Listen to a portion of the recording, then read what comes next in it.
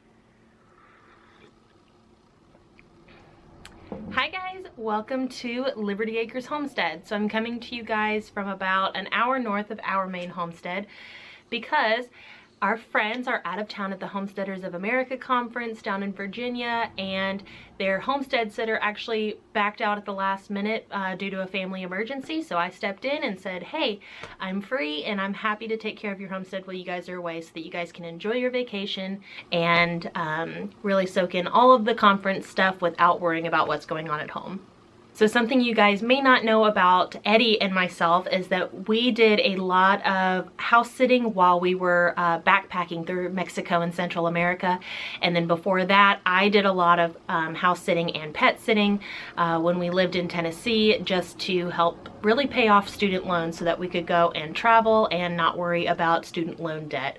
So I have a lot of experience doing some house sitting, and of course Eddie's got some as well, but he's back at our main homestead taking care of our place and our animals while I'm up here taking care of Liberty Acres Homestead. So I have gotten a few questions over my Instagram page about what it is like to homestead sit from the homestead sitter's point of view, and a few things from the homesteader's point of view. And I feel like I'm pretty qualified to answer both of those since I am both of those now. So the first question was, what's expected of you? And personally, I like to either arrive the day before the owners are going to leave, or have my homestead sitters come over before we leave and go out of go on vacation, just to get an idea of everything that's expected of you, what the animal routines are, what kind of animals you're going to be taking care of, are there any house chores that you need to do while people are away, watering plants,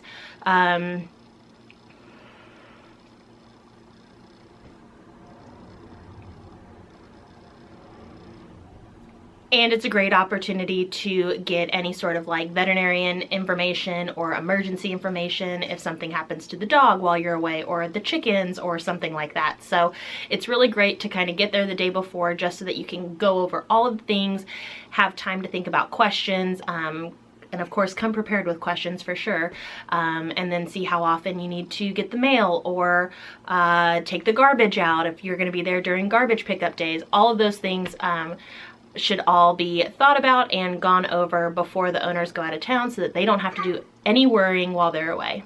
And one of the good things about homestead sitting is that owners typically will go out of town or try to go on vacation during slow seasons. So there's usually not quite as many homestead chores that you need to do in regards to animal care, animal maintenance, greenhouse maintenance, garden maintenance, all of that stuff. So it makes it really nice. Another question that I got was, where do you stay when you're homestead sitting? So it really depends on what you've worked out with the homeowners. Some homeowners want you to stay in the house for security reasons, for being able to watch the animals 24/7. I'm actually in an Airbnb right now because Liberty Acres Homestead also manages a few Airbnb units, and so we are set up just next door to the house in the Airbnb unit, and we do have full access to the house, of course, because I have to go in there and take care of the dog and the cat, and then I basically have free access to anything that I need in the house while they're out of town. So any sort of kitchen supplies or anything like that that I may need.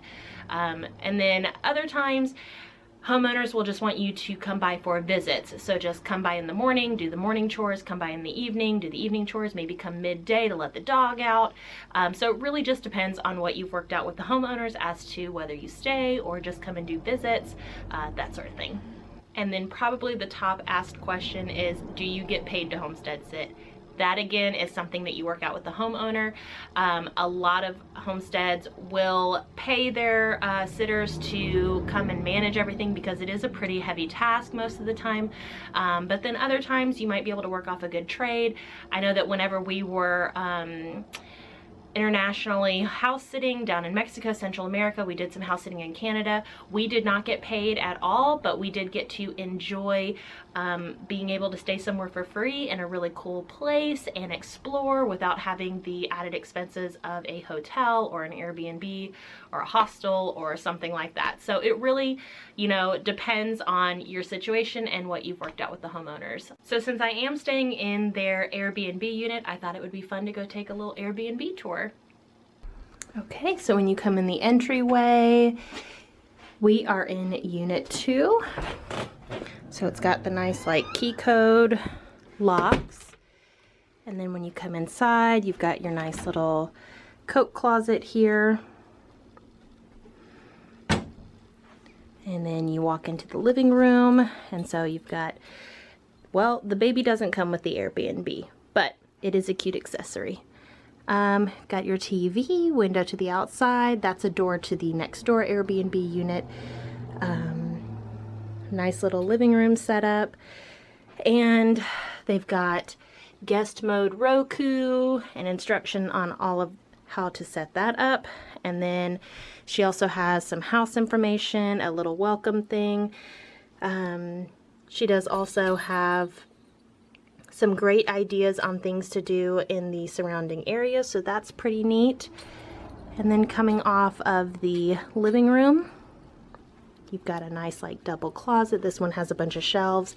This one's pretty open and has space to hang things up, a luggage rack. And right off the back of the couch here, you've got the bedroom. So it's a nice like king size bed. Plenty of space to walk around. And then when you come out of the living room, you've got another door to the next door unit. Some of Emery's equipment that I brought with. A full kitchen, so you've got an oven, stovetop, microwave. She's got all of the cabinets stocked with just about everything that you'd ever need. Nice tall pantry there. My cans that I've used and saving since we have to redeem them at the Redemption Center. Full fridge and freezer, a nice table, some more of Emery's equipment.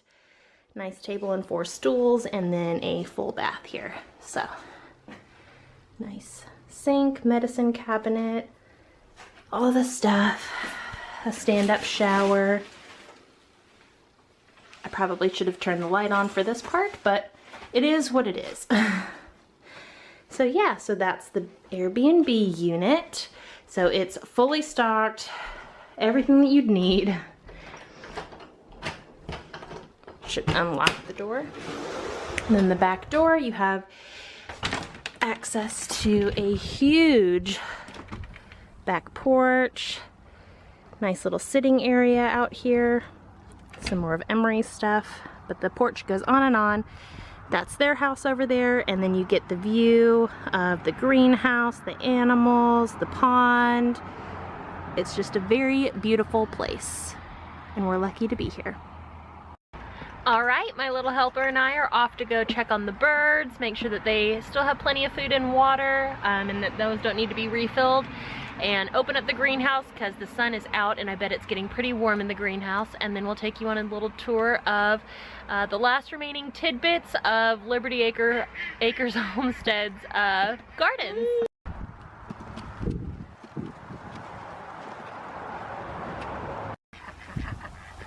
First, we're gonna turn the fence off. Climb over. Just give their feeder a little shake. So I gave their feeder a little shake. It looks pretty low, so I'm gonna get them some more food. Keep an eye on those birds, baby.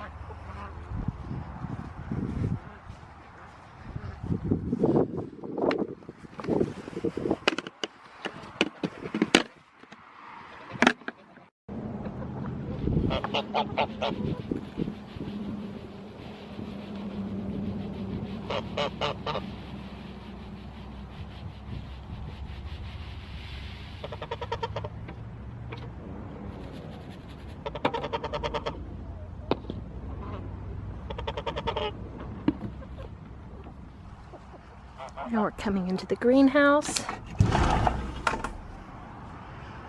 Oh yeah. Woo! 97 degrees. Yep, we gotta open this bad boy up. Yeah, it doesn't take long to get warm in here when the sun comes out.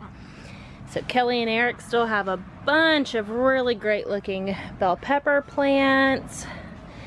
Kelly picked a bunch of them before she left, so I don't really want to pick any, although I'm sure there are some in here that are ready to be picked. But I am going to use out of the basket that Kelly picked before she left and make something for the football game this afternoon. So have something good to munch on. She's still got a lot of like great looking tomato plants too, so hopefully these will still continue to ripen up for her. It should, because it's definitely staying warm enough in this greenhouse, even though the temps at night are getting down into the 30s. And then she's got a great batch of like jalapenos and stuff in the corner here, so she is rocking and rolling in the peppers and tomatoes. And then back behind her coops, she's got a little pumpkin patch going on, a few little cantaloupes that may or may not ripen up, carrots. I did see some beans down here. I'm not sure what kind of beans she has. But the gardens are pretty much dying off now. Like I said, we haven't had any hard freezes or hard frosts, but it has been getting pretty cool at night. And then the last remaining little tidbits of her herb garden here. So parsley's still looking great. And then coming off the herb garden, right around the pump house, we've got some raspberries that are still going. I saw a couple of nice little ones in there. So we may be picking a few little raspberries, and then some other tomato plants and more bell peppers. Peppers and tomatoes, peppers and tomatoes. She called these ones some sort of chocolate, like purple tomatoes, but she's got a whole like variety in here. But these chocolate ones look really pretty.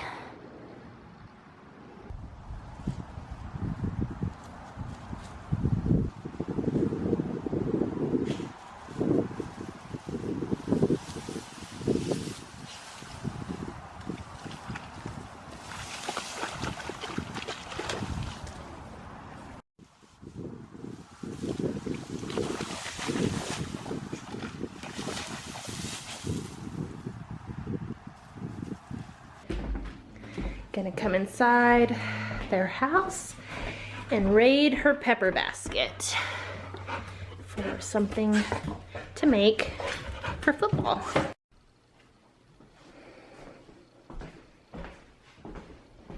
Hey guys, so Emery is inside napping, so I decided to take this outside, but I wanted to answer maybe some more questions or give a little bit of insight from a homesteader's point of view on having somebody homestead sit for you while you're out of town. So I asked on my Instagram what some of the biggest fears are when it comes to having somebody stay on your homestead, watch your pride and joy while you're out of town, trying to take a vacation, relax, and not worry about all the things going on at home. And some of the bigger fears were just like, it's impossible to leave, and what if my animals pass away while I'm gone? So my biggest advice is, number one, on the it's impossible to leave aspect, it may feel that way, but it's not.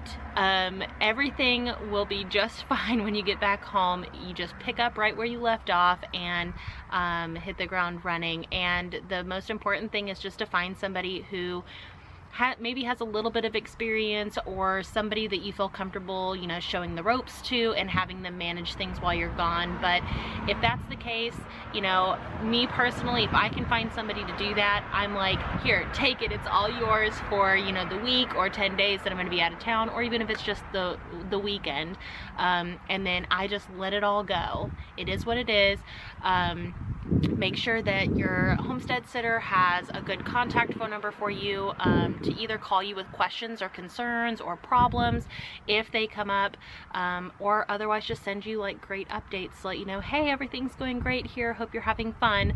And then the other aspect, like I said, of potentially having an animal pass away or an injury occurring or something like that, again, it's really important to let your homestead sitter know exactly how to contact you while you're out of town with any sort of concerns, problems, or questions, and then give them all of your veterinary information, and that way they can call the vet right away if they need to have them come out, or if they need to take them to the emergency vet if it's a cat or a dog or something like that, and just let them know what to do in the case of an emergency. I was asking Kelly before she left, what do you want me to do if something happens to one of the birds? She did have an issue with owls at one point in time that had, an owl had come in and taken out some of her birds. And, what if that happens again while you guys are out of town? What do you want me to do? So I made sure to ask all of those questions to be sure that I knew what to do and I was comfortable doing whatever she needed me to do with any injured or sick animals or anything like that. So I think the more information you can give to a homestead sitter, the more comfortable you're gonna feel whenever you have left your pride and joy in their hands and trying to relax on a vacation. And then another great question that I got a lot was just, if you don't have family or friends that you feel comfortable leaving your homestead with whenever you're out of town, what's the best way to find somebody who's qualified and capable?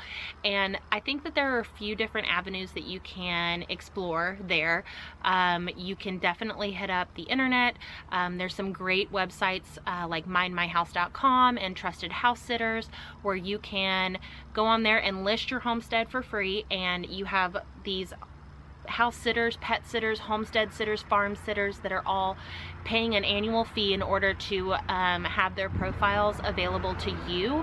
So you get to list your place for free, and then you have these people who are paying an annual fee in order to have their profile on this website, so you can go through and know that these people are a little bit more serious and capable, and then you can select your homestead sitters from your list of candidates. You can do Zoom calls or Skype calls beforehand to really get to know them and see who will be a good fit.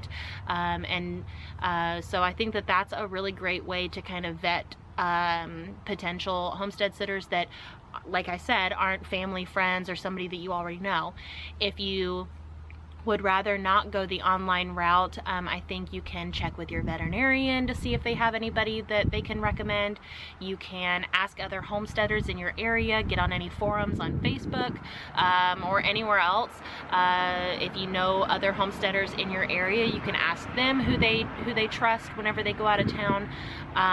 You can look for local flyers at the feed store or Tractor Supply, anywhere like that. And then, yeah, so I think that there's several different avenues that you can take to try and find somebody who's responsible, willing, capable, and then you can just chat with them and see what their experience is. Going back to, you know, potentially having an animal pass away or something like that, I think whoever you get to stay on your homestead, you should definitely see what their experience is with animals in general and with the animals that you have on your homestead. If they know nothing about goats or sheep or chickens, give them a basics, you know, crash course, and again, give them all of the information that they need in case of an emergency. I think that that's going to be your best bet. It's that way you can relax while you're out of town and know that your homestead is in capable, responsible hands. And I think another really important thing to keep the lines of communication open between you and your homestead sitter is just to let them know what your expectations are for updating you while you're out of town. So do you only want to be updated in the case of an emergency, or do you want daily updates, or maybe a photo of your pup every now and then, or a picture of the goose, you know, playing in the pond, or anything like that. So yeah, just let them know what your expectations are, and then be sure that those lines of communication just stay open. And I think that, yeah, I think that's a winning combination for being able to take some time off and go on a vacation and relax and be out of town, but know that everything back home is being taken care of. Okay, I'm gonna go grab those bell peppers that I took from Kelly's stash, and I am going to start working on some chili stuffed peppers for the football game. Emery's still sleeping, so I'm gonna go do some cooking and then relax and watch some football this afternoon. So I'll check back in with you guys later when we do our evening chores.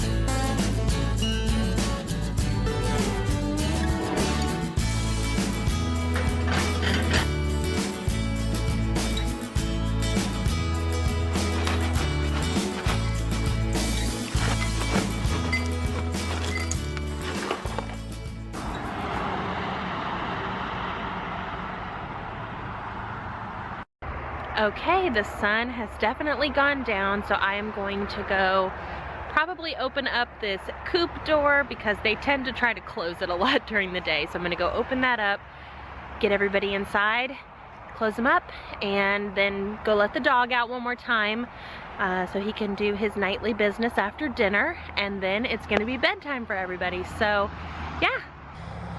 Okay, so I'll open that up, probably go like this, keep them from going around the coop again. And all right, shimmy shimmy, let's go to bed. Let's go to bed, everybody. Come on. Go to bed.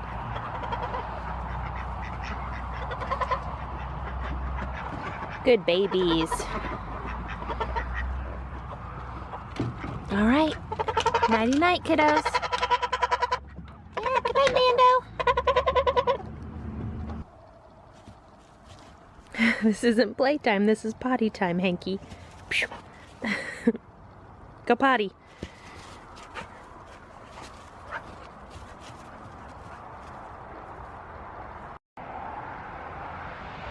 As you can see, somebody thinks that this is playtime and not nighttime potty time, but we're just gonna walk around a bit, let him do his business, and then get everything locked up and just ready for bed. So thank you so much for tagging along and joining me as I did this homestead takeover and did some sitting for Liberty Acres Homestead while they were out of town. So they'll be back in just a few days. And yeah, if you liked this video, give it a thumbs up.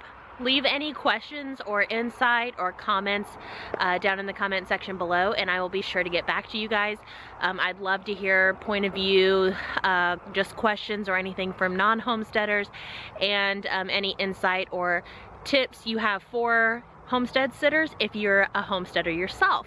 So yeah, do that in the comment section below, and don't forget to subscribe. Hope you guys have a great week, and we'll check back in with you later.